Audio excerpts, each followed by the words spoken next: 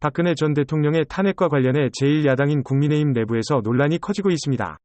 최근 박 전 대통령의 탄핵을 불복하는 듯한 발언이 나왔기 때문인데 당내 소장파와 청년 조직 등이 탄핵 불복은 결국 법치 부정이라는 문제 제기가 이어지고 있습니다.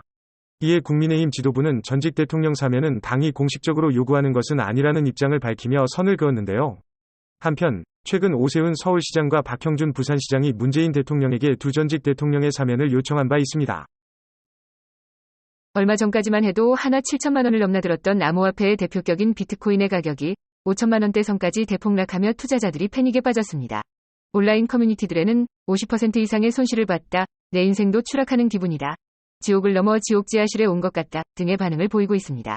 일부는 지금이 매수 타이밍이라고 하지만 이럴 때일수록 신중할 필요가 있겠습니다. 한편 최근 은성수 금융위원장의 부정적 발언이 하락에 영향을 미친 것 아니냐며 비난의 화살이 쏠리기도 했습니다. 주한 벨기에 대사의 부인이 용산의 한 옷가게에서 뺨을 때리는 등 폭행한 사건과 관련해 한국인들의 분노가 더욱 커지고 있습니다. 영국의 BBC 등 해외 유명 매체들에서도 관련 소식을 보도하기도 했는데요. 대사관은 페이스북을 통해 피해자들에게 사과하는 성명을 냈는데 부인이 아니라 대사관이 대신 사과한 것에 부정적 반응이 나옵니다. 또 한 외국인이 중국인이 한국인 뺨 때려 즐겁다고 댓글을 달았는데 이에 벨기에 대사관이 웃겨요 버튼을 누른 것이 알려져 오히려 한국인들의 화에 기름을 붓는 격이 양상이 나타나고 있습니다. 일반인도 쉽게 코로나19 검사를 할 수 있는 자가검사 키트가 허가됐습니다. 이르면 일주일 뒤부터 약국 또는 인터넷을 통해 구입할 수 있게 될 전망인데 방역당국은 이를 보조적 검사 수단으로 사용할 것을 당부했습니다.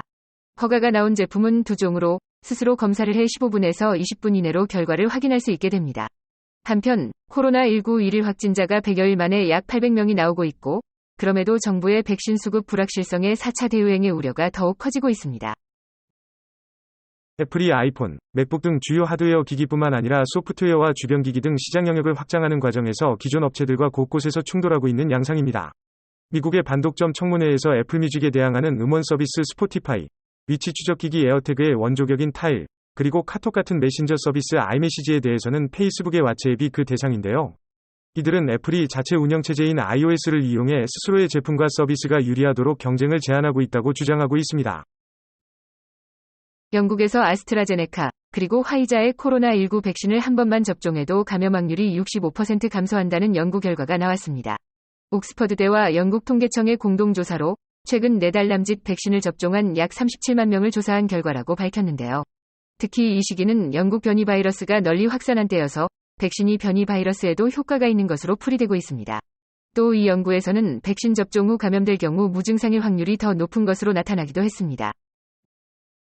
그럼 오늘도 좋은 하루 보내세요.